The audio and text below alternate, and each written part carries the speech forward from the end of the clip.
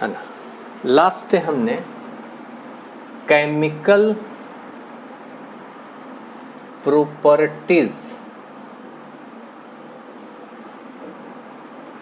Of ethanoic acid के बारे में पढ़ा था, लेकिन इसमें दो प्रॉपर्टी बड़े इंपॉर्टेंट है। एक केमिकल प्रॉपर्टी है एस्टरिफिकेशन,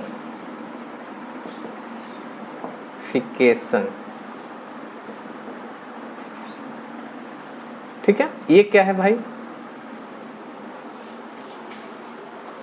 कहता है कि ethanoic acid react with ethanol, ठीक है।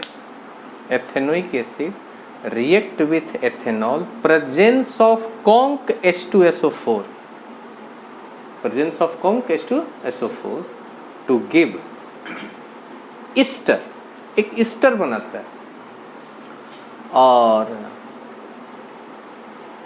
in this reaction formation of ester, therefore this reaction is called esterification reaction। चूंकि इस रिएक्शन में ईस्टर बनता है और आप पढ़ें कि ईस्टर एक कार्बन कंपाउंड है, इसीलिए इस रिएक्शन को कहा गया एस्टरिफिकेशन रिएक्शन। ईस्टर का यूज दो काम में सबसे ज्यादा होता है, एक परफ्यूम बनाने में, second making the flavouring agent, flavouring agent बनाने में। जैसे फ्लेवरिंग एजेंट मीन्स ये हुआ कि जैसे हम लोग मिठाइयों वगैरह में स्मेल के लिए हम उसे बाहर से इंग्रेडिएंट्स मिलाते हैं ताकि उनमें अच्छी सुगंध आए, तो वही हो गया फ्लेवरिंग एजेंट। तो फ्लेवरिंग एजेंट बनाने में, और सेकंड हो गया परफ्यूम बनाने में, है ना। तो देखो भाई, ethanol react with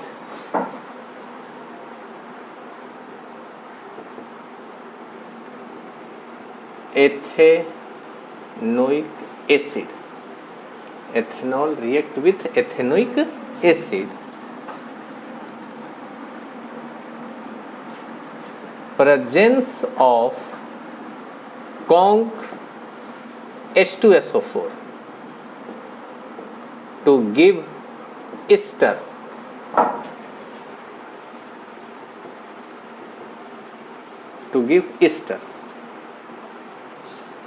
therefore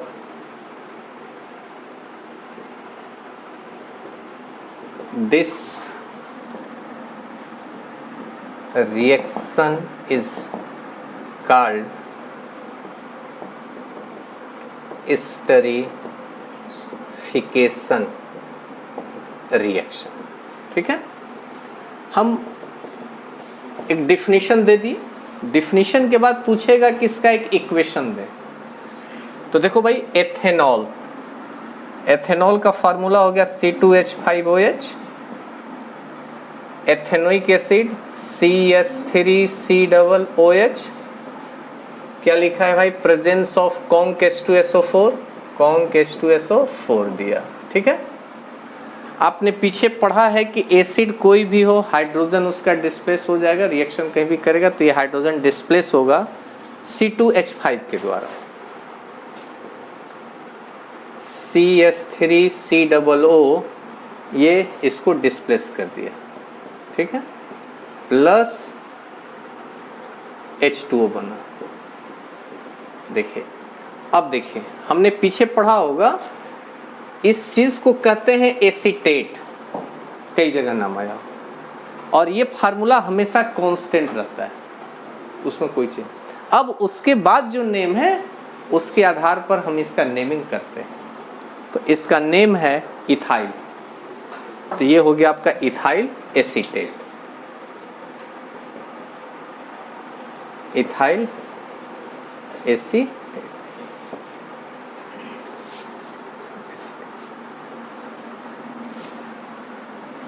acetate, ठीक हो गया। अब देखिए यूज, ईस्टर का यूज अभी हमने बताया, प्रिपरेशन ऑफ परफ्यूम, और सेकंड हो गया मेकिंग द फ्लेवरिंग एजेंट। अच्छा एक चीज और देख लें थोड़ा सा हम, और ईस्टर बनाने के लिए सब ईस्टर की जो कैटेगरी है वो डिपेंड करती है एथेनॉल, ये अल्कोहल पर। जो अल्कोहल लेंगे उस टाइप का ईस्टर बनेगा। पुनः गौर करें, ईस्टर की जो वेराइटीज है वो डिपेंड करती है अल्कोहल पर। जिस तरह का अल्कोहल लेंगे वो ईस्टर बनेगा। ठीक है, कैसे देख लीजिए, बस एक एग्जांपल के तौर पर हमने यहाँ लिया है इथाइल अल्कोहल। अगर आपकी इच्छा हुआ कि सर जी अगर हम मिथाइल अल्कोहल ले लें तब क्या होगा, तो आप अगर मिथाइल अल्कोहल का रिएक्शन एथेनोइक एसिड से जब कराएंगे तो इसका हाइड्रोजन ही केवल डिस्प्लेस हुआ, बाकी तो हमने जो सेम रख दिया, पुट किया। उसके बाद हाइड्रोजन को कौन डिस्प्लेस किया, ये इथाइल। नेक्स्ट वाटर फॉर्म, इसका नाम क्या पड़ गया भाई, मिथाइल एसीटेट। एसीटेट है ना। अगर आप प्रोपाइल अल्कोहल लेंगे तो प्रोपाइल एसीटेट, ब्यूटाइल अल्कोहल लेंगे तो ब्यूटाइल। एथेनोइक एसिड में कोई चेंजिंग नहीं है ना। तो ये सब चीज़ें बहुत छोटी छोटी चीज़ें हैं जिस पर हमें ध्यान देना होता है और वो एग्जाम में पूछे जाते हैं। अच्छा, नेक्स्ट एक प्रॉपर्टी है बहुत इंपॉर्टेंट है, सैपोनिफिकेशन रिएक्शन। अब देखिए जस्ट इसके एस्टरिफिकेशन के अपोजिट है,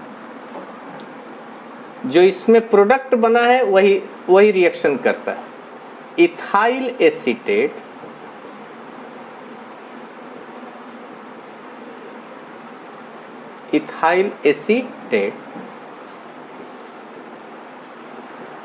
presence of conc NaOH। देखिए आपने लिया था एसिड, अब इसमें आ गया बेस।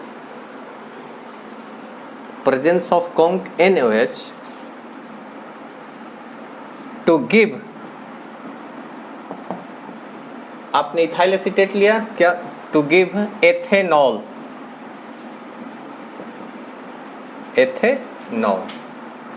एंड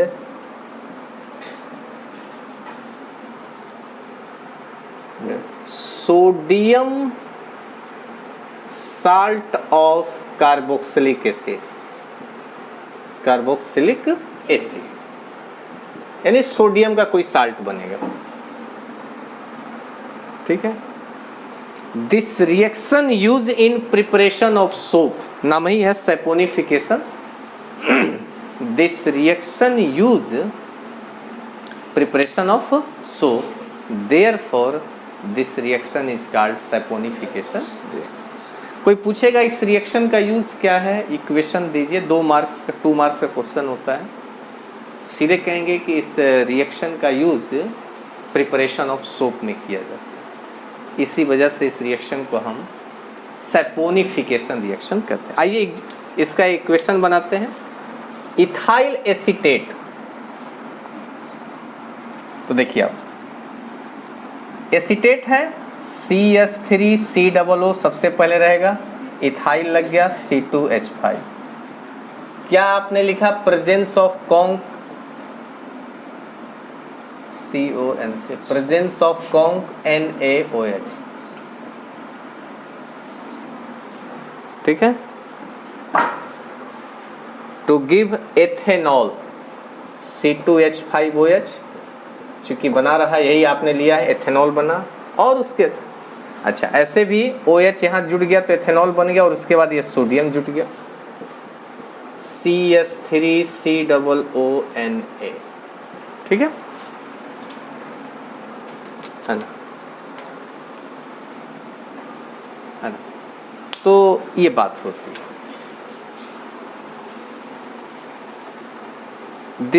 यही देखिए, this reaction use in preparation of soap, therefore this reaction is called सैपोनी, सोपनी नहीं है, थोड़ा सा सैपोनिफिकेशन रिएक्शन। तो देखो भाई, एथेनोइक एसिड में ये दोनों बहुत इंपॉर्टेंट रिएक्शन है, पूछे जाते हैं।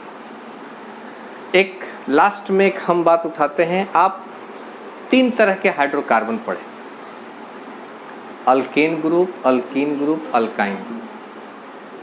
हाइड्रोकार्बन को आपने 3 कैटेगरी में बांट दिया, अल्केन, अल्कीन, अल्काइन। अल्केन सबसे फर्स्ट हाइड्रोकार्बन मिलता है और उसका सबसे फर्स्ट मेंबर है मीथेन। आगे आप पढ़ेंगे फ्यूचर में कि ऐसा माना जाता है कि जितने भी हाइड्रोकार्बन है सबका ओरिजिन अल्केन से हुआ, क्योंकि मीथेन से ही आपने मिथाइल बनाया, इथेन से क्या बनाया, प्रोपाइथाइल बनाया, ऐसे। तो कोई भी व्यक्ति सबसे पहले क्वेश्चन एराइज कर सकता है कि मीथेन का प्रिपरेशन कैसे होता है। तो देखिए, कोई भी चीज़ सबसे पहले नेचर में मिलती है, उसके बाद ही हम लोग काम करते हैं। मीथेन गैस कोयले की खादान में सिर्फ रिलीज होती है। नेचुरल गैस का मेन कंपोनेंट्स है, नेचुरल गैस पेट्रोलियम के कुओं से निकलती है, 2 बात। तीसरी बात, नेचुरल गैस जो है आपको, नेचुरल गैस जो है, हाँ, वेस्ट लिविंग थिंग्स के waste material, presence of water में लिविंग थिंग्स के waste material and dead body, presence of water में जब डिकम्पोज होते हैं तो मीथेन गैस प्रोड्यूस होती है। तो इस तरह से ये नेचर में बनते हैं, लेकिन लैब में कैसे बनते हैं, तो उसके लिए कहा गया है कि sodium acetate react with soda lime. Soda lime कहते हैं it is mixture of calcium hydroxide and sodium hydroxide, calcium oxide and sodium hydroxide, है ना। प्रिपरेशन ऑफ मीथेन, है ना, क्योंकि सबसे फर्स्ट हाइड्रोकार्बन पर इसी बात पर होता है, तो कोई भी व्यक्ति एक क्वेश्चन एराइज कर सकता है कि मीथेन का प्रिपरेशन कैसे होता है। सोडियम एसीटेट CH3COONA, याद रखेंगे इसका name, sodium acetate react with soda lime, NaOH, soda lime, to give methane CH4 plus Na2CO3, Na2CO3, ठीक है ना, Na2CO3, क्लियर होगी बात। अच्छा, तो देखो भाई, तो ये हम जरूर याद रखें, कोई भी व्यक्ति क्वेश्चन एराइज कर सकता है कि मीथेन का बताओ प्रिपरेशन कैसे हो सकता है, जो सबसे फर्स्ट हाइड्रोकार्बन है, कि sodium acetate react with soda lime to give methane. 1 sentence में हम लिख लेंगे और बता भी देंगे। और अल्केन ग्रुप का फर्स्ट मेंबर भी हो गया। अल्कीन ग्रुप का आपने इथीन बनाया है पीछे, जिसमें था ethanol react with conc H2SO4 at 443 kelvin to give ethene, equation है भी। अल्कीन ग्रुप का हो गया। और एक अल्काइन ग्रुप का फर्स्ट मेंबर जान जाइए, जिसका हम अपने डेली लाइफ में यूज भी करते हैं, एसिटिलीन या इथाइन। अल्काइन ग्रुप का आइन लगा है सफिक्स, तो आइन आना चाहिए, इथाइन हो गया, फर्स्ट मेंबर है। एसिटिलीन गैस का यूज हम लोग गैस वेल्डिंग में करते हैं, रोड पर होते हैं, ये मेटल को जोड़ने का काम करते हैं। कभी भी हम देख सकते हैं 2 सिलेंडर होता है एसिटिलीन गैस में, कुछ नहीं, वहाँ देखेंगे ना सफ़ेद चूना चूना जैसा गिरा रहता है, उसके अंदर एक मटेरियल डालता है जो अक्सर हार्डवेयर की दुकान पर मिलता है, calcium carbide. Calcium carbide react with water, केवल उसमें पानी डाल देना है, react with water to give acetylene या इथाइन गैस। इस गैस को बनाने के लिए आप घर में एक जादू भी दिखा सकते हैं। बहुत इजी वे में आप अपने साइंस का एक एक्टिविटी भी दिखा सकते हैं। एसिटिलीन गैस के लिए कुछ नहीं करना है, आप एक घर में पुराना लैंप ले लें, लैंप ले लें, शीशा की जरूरत नहीं है, लैंप ले लें, पुराना फूटा हुआ नहीं होना चाहिए पेंदी उसका। उसके अंदर कैल्शियम कार्बाइड के टुकड़े पहले से रख दें, पहले से टुकड़े डाल दें।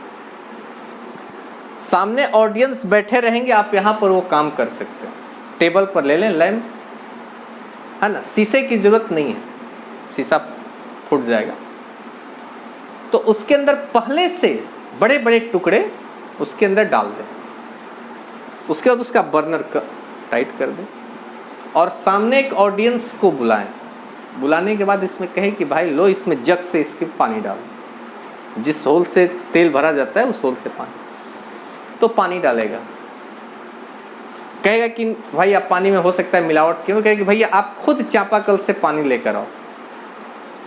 वो चापाकल या हैंड पंप या टैप नल वाटर लाएगा। उसके बाद कहिए कि उसमें पानी डालो, पानी डालेगा। और उसके बाद एक मैच स्टिक ऑडियंस का ही मांगिएगा, अपना मत दीजिएगा, अपना सामान मत दीजिए, नहीं तो कहेगा कि अरे लगता है कि कुछ इधर उधर किए हैं। भाई कोई कहे कि भाई लाइटर या माचिस कोई है तो ले आइए, नहीं तो अपना हम पैसा दे रहे हैं वो मंगा ले आइए।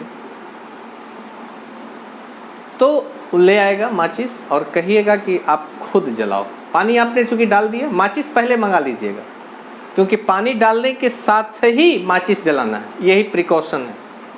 माचिस भी आ गया, पानी भी है, ठीक है। तो जैसे ही वो पानी डालेगा उसके अंदर धीरे धीरे थोड़ा थोड़ा पानी कहिएगा डाल देंगे, थोड़ा थोड़ा पानी डालो, क्योंकि आपको यह काम देर तक दिखाना है। कहिए कि भाई थोड़ा सा पानी डाल दो, पानी डालेगा। कहिए कि भाई लो लाइटर से जलाओ, तो लाइटर जलाओ, तो है ना। तो लाइटर जैसे ही जलाएगा माचिस की मैच स्टिक, तो बर्नर से बिना उसमें बत्ती नहीं लगी रहेगी, वो जलने लगेगा। खाली माचिस जलाएगा तो जलने लगेगा पीला फ्लेम के साथ, ठीक है, जलने लगेगा। तो सामने वाला व्यक्ति को थोड़ा सा आश्चर्य होगा। अब देखिएगा जब फ्लेम कम होने लगेगा तो फिर कहिएगा थोड़ा सा और पानी डालो। जैसे और पानी डालेगा पुनः फ्लेम तेज हो जाएगा। सामने वाला व्यक्ति और हैरान होगा, सामने वाला पुनः जब कम हो तो कम से कम 3-4 बार उससे पानी डलवाएंगे। जब डलवाएंगे तो जब जब पानी डालेगा फ्लेम तेज हो जाएगा, क्योंकि उसके अंदर कैल्शियम कार्बाइड भरा हुआ। आपको वही टेक्निक करनी है कि पता न चले कि इसके अंदर क्या भरा हुआ है। और बिना किरासन तेल का वो जलेगा और इसमें आपका खर्च होगा मात्र 10 रुपए इस काम को करने के लिए। और एक साइंस का आप जबरदस्त एक मैजिशियन शो दिखा सकते हैं, और वह डिपेंड करता है कि आप उसको कैसे रिप्रेजेंट करते हैं। टेक्निक यही करनी है कि पानी और मैच स्टिक एक साथ रहे, सब ऑडियंस से मंगाना है। आप अपना अगर यूज करिएगा तो ऑडियंस के मन में संदेह हो जाएगा, है ना, कि नहीं उसमें जरूर कुछ न कुछ मिलावट है, या कह सकते हैं कि पहले से उसमें किरासन तेल है। तो इसलिए आप क्या करेंगे, आप वहां पर आपको क्या करना है, लैंप को उल्टा करके एक बार दिखा दीजिएगा, भाई देखो इसमें कोई किरासन तेल वगैरह नहीं भरा, स्टार्टिंग में, है ना, ये दिखा दो। चलिए, तो calcium carbide react with water, केवल पानी डालना है, कोई हीट नहीं करना है। कैल्शियम कार्बाइड आपको हार्डवेयर लोहे की दुकान वगैरह पर मिल जाते हैं, टू गिव इथाइन गैस, ठीक है। तो कम से कम हम लोग 3 हाइड्रोकार्बन पढ़ रहे हैं, तीनों ग्रुप का, तो एक एक जरूर हम लोग जानेंगे और आसानी से बता सकते, ठीक है। तो ये आपका खत्म हो गया। अब हम लोगों को पढ़ना है अगला टॉपिक, सोप एंड डिटर्जेंट। इसको लिख लीजिए। आपको कार्बनिट्स कंपाउंड में एक टॉपिक पढ़ना है, सोप और डिटर्जेंट। देखिए बहुत इजी है, क्योंकि हम लोग ये दोनों चीज़ का यूज़ अपने डेली लाइफ में करते हैं, पर डे करते हैं, लेकिन बट उसमें थोड़ी सी कुछ सिस्टम वाली बात है, अब वो सिस्टम में लानी है ना। Soap and detergent.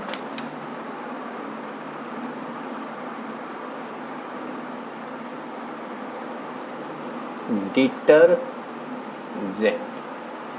ठीक है। देखो भाई,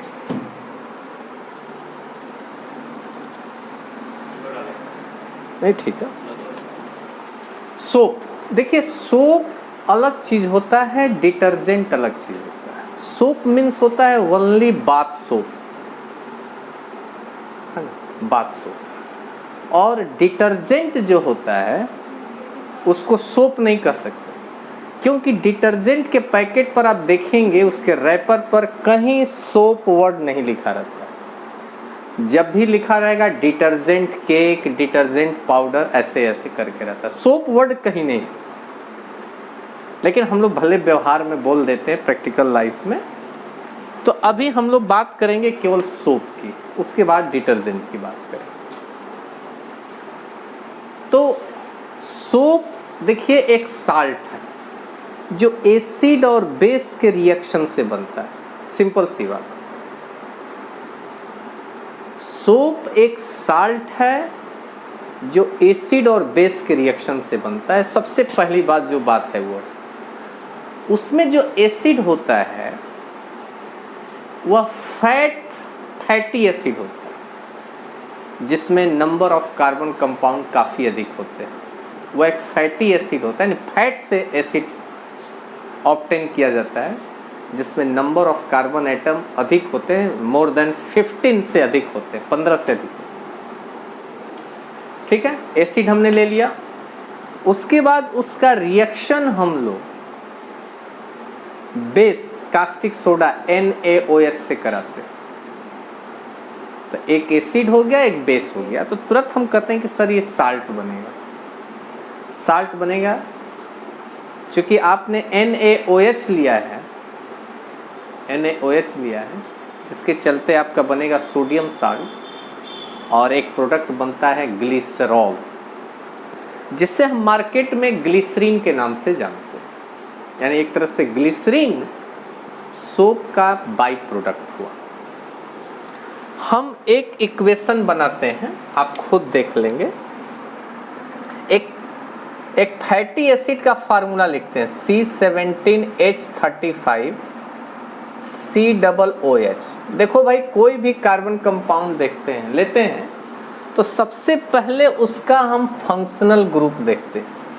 सबसे पहले इसमें हमारा फंक्शनल ग्रुप COOH, इसका मतलब कोई एसिड है, भले हमें उसका नेम नहीं मालूम है, लेकिन कह तो देंगे कि भाई देखो यह एक एसिड है। वैसे इसका नाम है एस्टियरिक एसिड, एस्टियरिक एसिड, है ना। फैटी एसिड, फैटी एसिड जो फैट से मिला, इसका रिएक्शन हमने कास्टिक सोडा से कराया। तो देखिए एसिड में हाइड्रोजन है, लेस रिएक्टिव होता है देन सोडियम। सोडियम इस हाइड्रोजन को डिस्प्लेस किया, C17H35COO सेम हो गया, Na आ गया। उसके बाद यहाँ एक कंपाउंड बनता है ग्लिसरॉल, एक कंपाउंड है, इसका फार्मूला होता है। और ग्लिसरॉल जो होता है ना, ट्राई हाइड्रिक अल्कोहल होता है, उसमें अल्कोहल के 3 ग्रुप होते हैं, अल्कोहल के 3 ग्रुप होते हैं, ट्राई हाइड्रिक होता है। यही देखिए आपका सोप है, ठीक है। इसमें देखिए सोडियम लगा हुआ, और हमने बताया ना कि एसिड और बेस सब लोग पढ़े होंगे, रिएक्शन करके साल्ट बनाते हैं। तो कह सकते हैं कि soap is a sodium salt of long chain of carboxylic acid. यानी कार्बन की संख्या काफ़ी अधिक है, 17 है, तो आप सोच सकते हैं कि कितना लंबा चेन बनेगा ऐसे, है ना। तो एक सोप का डिफिनीशन हम लोग बना दें, तैयार कर सकते हैं। सोप इज ए सोडियम और potassium salt of long chain of carboxylic acid. Soap is a sodium और potassium salt of long chain of carboxylic acid. ठीक हो गया, कार्बोक्सिलिक एसिड। क्लियर होगी बात? अच्छा, नेक्स्ट डेफिनेशन है, पुनः एक बार सुनिए। Soap is a sodium salt of, potassium भी ले सकते हैं यहाँ पर, KOH भी ले सकते हैं, तो सीधे बता सकते हैं सोडियम और potassium salt of long chain of carboxylic acid. आपने बताया कि सर सोप साल्ट होता है, लेकिन यह बेसिक नेचर का होता है और इसी वजह से सोप सॉल्यूशन कुछ नहीं करना है, लैब में एक्टिविटी करनी है। लाइफ बॉय साबुन का एक छोटा सा टुकड़ा ले लेंगे, छोटा सा एकदम, और टेस्ट ट्यूब में पानी में उसको घोल देंगे। घोलने के बाद ठीक है, हम उसमें उस सॉल्यूशन को अपने एक ड्रॉपर से लिटमस पेपर पर डालेंगे तो देखा जाता है कि वह रेड लिटमस को ब्लू कर देता है। तो कह सकते हैं कि सोप साल्ट बेसिक नेचर का होता है। चलिए ये भी चीज़ जान गए। देखिए सोप जो बना रियल में स्टार्टिंग में बना तो क्लीनिंग के लिए बना, खास करके कपड़े की क्लीनिंग के लिए। आज भी जो अच्छे क्वालिटी के कपड़े हैं उसको कभी भी नहीं कहा जाता है कि डिटर्जेंट से धो, सोप से ही कहा जाता है। लेकिन एक प्रॉब्लम क्रिएट ये हो गया कि सोप जो होते हैं वो हार्ड वाटर में फोम यानी झाग प्रोड्यूस नहीं करते। तब आप कहोगे कि सर ये हार्ड वाटर क्या है? देखिए हमारे पास 3 तरह के वाटर हैं जिसको हम देख रहे हैं,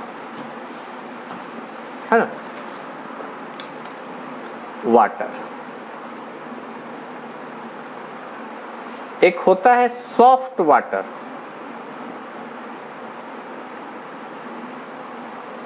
हार्ड वाटर, और एक होता है सी वाटर। ठीक है,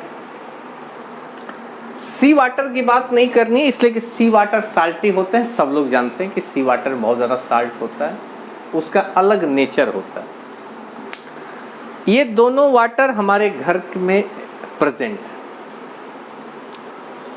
सॉफ्ट वाटर और हार्ड वाटर क्या है? देखिए सॉफ्ट वाटर का मतलब ये हुआ कि जिस वाटर में सोप इजिली फोम प्रोड्यूस करता है, आसानी से फोम प्रोड्यूस करता है, उसको सॉफ्ट वाटर कहते हैं। और हार्ड वाटर जिसमें सोप इजिली फोम प्रोड्यूस नहीं करता है उसको हार्ड वाटर। बस ये पहचान, जिसमें सोप इजिली प्रोड्यूस किया वो सॉफ्ट वाटर है और जिसमें सोप इजिली प्रोड्यूस नहीं किया वो हार्ड वाटर। या इसके अलावा और भी तरीके हैं, जैसे कभी कभी घर में हम लोग एक डोमेस्टिक लेवल पर एक बात आती है, कभी कभी सुने होंगे घर में लेडीज़ बोलती हैं कि इस पानी में हमारा दाल यानी पल्स की कुकिंग अच्छे ढंग से नहीं होती है, इसमें इस वाटर में अच्छे ढंग से कुक हो जाती है। कभी कभी सुनते हैं घर में। तो सिंपल सी बात है कि जिस वाटर में दाल की कुकिंग अच्छे ढंग से नहीं होती है, नहीं हो पाता है, तो वो हार्ड वाटर है।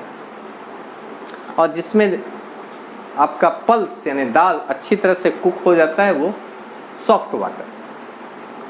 हार्ड वाटर को पी सकते हैं, पीने में आपको कोई दिक्कत नहीं, लेकिन कुछ वर्क जैसे आपने बताया कि सर जी कुकिंग के वर्क में, कपड़े की सफाई में, क्लीनिंग के वर्क में, लैब के काम में यह यूज़फुल नहीं होता। इसमें कुछ ऐसे मिनरल्स होते हैं जिसके चलते यह क्लीनिंग का काम नहीं करता। हार्ड वाटर आपको दिखाई नहीं देगा। कभी कभी ऐसा होता है, हम लोग देखेंगे कि हम अपने घर में जो पानी की टंकियाँ जिसको सिंटेक्स कहते हैं, उससे पानी जब जमा रहता है बहुत दिन के बाद देखें तो नीचे सफ़ेद सफ़ेद पार्टिकल मिलता है, वो देखिए मिनरल्स। या कभी कभी हम वाटर को बॉयल करते हैं, तो जब बॉयल करते हैं तो उसके पेंदी में, बॉटम में बहुत छोटे छोटे मिनरल्स जमा रहते हैं। बॉयल करते हैं और छान के सेपरेट करते हैं, फिल्टर कर लेते हैं मिनरल्स। तो इस तरह से वो मिनरल्स अलग हो जाते हैं, सेपरेट हो जाते हैं। तो अब यह क्वेश्चन हुआ कि वाटर हार्ड कैसे हो गया, आखिर उसमें कौन से मिनरल्स मिल गए कि वाटर हार्ड हो गया। ठीक है, तो देखो भाई, वाटर आपका हार्ड कैसे हो गया।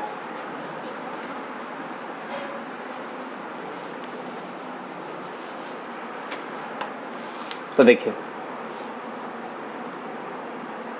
Chloride and sulphate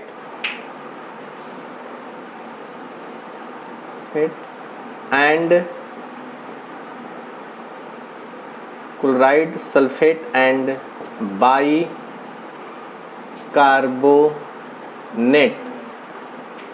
salt of calcium and magnesium।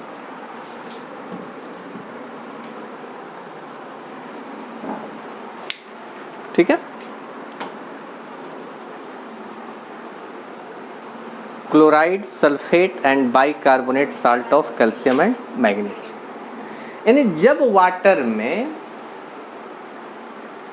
Calcium और मैग्नीशियम के chloride, sulphate and bicarbonate salt dissolve रहते हैं तो वाटर आपका हार्ड हो जाता है। वाटर आपका क्या होता है? हार्ड। वाटर आपका हार्ड हो जाता है जब वाटर में कैल्शियम और मैग्नीशियम के chloride, sulphate and bicarbonate salt, chloride, sulphate and bicarbonate salt present होते हैं तो वाटर आपका क्या हो जाता है? हार्ड। जो वाटर को बॉयल करने से, जो वाटर को क्या करता है? बॉयल करने से वो रिमूव हो जाता है। लेकिन कभी कभी ऐसा होता है कि ये साल्ट अलग नहीं होते, ये साल्ट क्या होते हैं? अलग नहीं होते हैं। तो उसके लिए एक अलग प्रोसेस होता है। आजकल जो रिवर्स ऑस्मोसिस, जिसको हम आरओ के नाम से शॉर्ट में जानते हैं, ये सब प्रोसेस करके वो मिनरल्स को हटाते हैं। तो खैर अब वो हमारे क्षेत्र से बाहर है, लेकिन इतना जान गए कि अब वाटर हार्ड कैसे हो गया। हार्ड वाटर पी सकते हैं, पीने में आपको बिल्कुल नीट एंड क्लीन दिखाई देगा, कलरलेस दिखाई देगा, लेकिन वो मिनरल्स दिखाई नहीं देते हैं। तो भाई कैसे हो गया? सीधे लिखेंगे, when water present chloride, sulphate and bicarbonate salt of calcium and magnesium, तो वाटर इज हार्ड। ठीक है, देखा गया कि हार्ड वाटर में सोप जो है फोम प्रोड्यूस नहीं करता। हार्ड वाटर में सोप जो है क्या है? फोम प्रोड्यूस नहीं करता। ठीक है, ये एक प्रॉब्लम आ गई। नॉर्मल वाटर में तो करता है लेकिन नहीं करता है। और हमारे कंट्री में हार्ड वाटर बहुत ज़्यादा है। हार्ड वाटर का सोर्स पॉन्ड हो गया, रिवर हो गया, लेक हो गया, वेल वाटर हो गया, ये सब हार्ड वाटर के हैं, जहाँ पर हम देख रहे हैं कि क्लीनिंग का काम बेटर नहीं हो रहा है। तो अब हुआ कि भाई एक ऐसी चीज़ खोजी जाए जो अब हमें उसकी नीड पड़ने लगी, ज़रूरत पड़ने, कोई ऐसा चीज़ मिले कि जो हार्ड वाटर में भी इजीली फोम प्रोड्यूस करे। तो आप जान जाएं कि साइंस में कोई भी इन्वेंशन होता है तभी होता है जब उसकी पहले रिक्वायरमेंट होती है, बहुत लोगों को रिक्वायरमेंट होती है, तब उसका इन्वेंशन होता है। तो होने लगी फील कि यार कोई ऐसा चीज़ मिल जाता जो हार्ड वाटर में भी फोम प्रोड्यूस करे। तो डिटर्जेंट बना। Detergent is a totally synthetic material. Detergent is a totally synthetic material. वो सिंथेटिक मटेरियल है, उसके लिए एक वर्ड और यूज होता है, सोपलेस सोप। एक वर्ड और है, सोपलेस सोप। डिटर्जेंट जो होते हैं detergent is a sulphonate ammonium salt of long chain of carboxylic acid. Sulphonate ammonium salt of long chain of carboxylic acid, और ये टोटली सिंथेटिक होते हैं, और सिंथेटिक होने के चलते ये नॉन बायोडिग्रेडेबल होते हैं और इनमें फ्री बेस प्रेजेंट होता है। इसीलिए अगर हम डिटर्जेंट का यूज अगर कर लेते हैं ज़्यादा, 10-5 कपड़े अगर क्लीनिंग कर देते हैं तो हमारे हाथ की अंगुलियाँ, स्किन जो है काफ़ी ड्राई हो जाते हैं, सूख जाते हैं, वाइट होने लगता है, स्किन सिकुड़ने लगता है, कारण कि उसमें फ्री बेस प्रेजेंट होते हैं। तो अब आपके सामने दोनों चीज़ है, डिटर्जेंट भी है, सोप भी है, और आपको उसमें डिफरेंस खोजना है। तो सबसे पहला डिफरेंस ये मिल जाता है, सोप जो होते हैं सोडियम और potassium salt of long chain of carboxylic acid, और detergent is a sulphonate ammonium salt of long chain of carboxylic acid. ठीक, हम मार्केट में सोप खरीदने जाते हैं, कभी भी सोप खरीदने जाते हैं तो एक पार्टिकुलर फ्लेवर देखकर खरीदते हैं। जैसे कहते हैं कि ना, नीम का सोप दीजिए, रोज का, सैंडल का, हल्दी का, टर्मेरिक का, ऐसे ऐसे कह के एक पार्टिकुलर फ्लेवर वाला मांगते हैं। जबकि डिटर्जेंट को ऐसा कुछ नहीं कहते हैं, सीधे कहते हैं कि भैया एक डिटर्जेंट केक दे दो। उसके लिए फ्लेवर कोई मायने नहीं रखता। तो कह सकते हैं कि सोप में एक पार्टिकुलर फ्लेवर प्रेजेंट होता है, डिटर्जेंट में एब्सेंट होता है। सोप हार्ड वाटर में फोम प्रोड्यूस नहीं करता है, डिटर्जेंट हार्ड वाटर में फोम प्रोड्यूस करता है। नेक्स्ट, सोप जो होते हैं, सोप जो होते हैं बायोडिग्रेडेबल होते हैं और डिटर्जेंट नॉन बायोडिग्रेडेबल होते हैं। सोप नेचुरल मटेरियल से तैयार होते हैं, detergent totally synthetic material.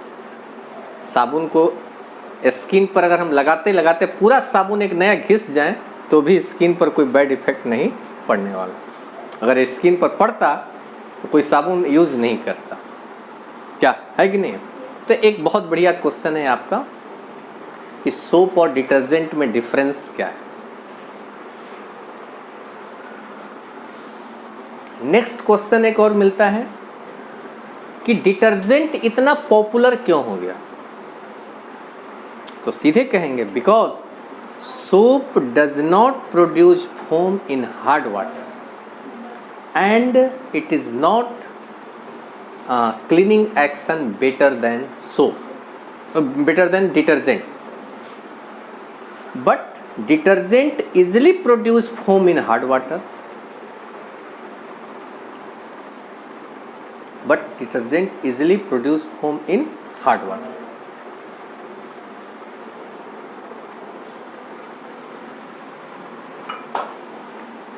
Hard water में इजिली फोम प्रोड्यूस करता है, ठीक है। उसके बाद और क्लीनिंग एक्शन भी बेटर है सोप से, इस वजह से डिटर्जेंट सोप से बेटर क्लीनिंग एक्शन के लिए। अब आपका इसमें एक क्वेश्चन आता है, दो क्वेश्चन जबरदस्त है। एक क्वेश्चन है आपका इसमें कि सोप हार्ड वाटर में, सोप डिटर्जेंट नहीं, डिटर्जेंट हर तरह के वाटर में फोम प्रोड्यूस करते हैं, सोप हार्ड वाटर में फोम प्रोड्यूस नहीं करता है, वाई, क्यों? और दूसरा, सोप का क्लीनिंग एक्शन क्या है। एक क्वेश्चन बताते हैं सबसे पहले वे, हाँ, in hard water present chloride, sulphate and bicarbonate salt of calcium and magnesium. When soap contain with water, soap react with salt of hard water to form unsoluble salt. This salt settle on cloth. This salt settle on cloth. ठीक, बैठ जाते हैं। Settle on cloth. Next उसके बाद क्या करता है, settle on cloth. When soap rubbing at cloth, when soap rubbing at cloth, soap does not produce foam and form curd like precipitate, this is called ascum, SCUM होता है ना। and soap does not produce foam। पुनः एक बात सुन लेंगे, soap hard water के साथ कैसा बिहेवियर दिखाता है ये। In hard water containing chloride, sulphate and bicarbonate salt of calcium and magnesium. When soap contact with hard water, soap react with salt of hard water to form insoluble salt. This salt settle on cloth, settle on cloth, ठीक है, settle on cloth. When soap rubbing at cloth, the soap does not produce foam and produce curd like precipitate, this is called ascum, this is called ascum and cloth is not clean। ये होगी बात। अगला question है कि soap cleaning action कैसे करता है, बस ये आपका लास्ट क्वेश्चन है, इसको हम नेक्स्ट डे रखते हैं और आपका ये carbon its compound chapter and हो जाता है। आप सिर्फ, चूँकि आपके पास समय की प्रोबेबिलिटी काफ़ी कम है, आप एनसीईआरटी के बुक को पहले इस चैप्टर को पूरा पढ़ जाए, टॉपिक वाइज, एक एक टॉपिक। मैंने आपको कहा छोटा छोटा टॉपिक, एथेनॉल है, एथेनॉल का टॉपिक पूरा पढ़ लीजिए, एथेनोइक एसिड है उसको पढ़ लीजिए, सोप डिटर्जेंट पढ़ लीजिए। आप अक्सर नदी तालाब में जाते हैं तो वहाँ लिखा रहता है कि यहाँ कपड़ा धोना मना है, इसलिए कि जो डिटर्जेंट होते हैं नॉन बायोडिग्रेडेबल होते हैं, उसका फोम पर को माइक्रोब्स नहीं समाप्त कर पाते, जिसके चलते वो हमारे वाटर को पॉल्यूटेड करता है। ये बात ठीक है, नेक्स्ट डे इस पर अब बात करें।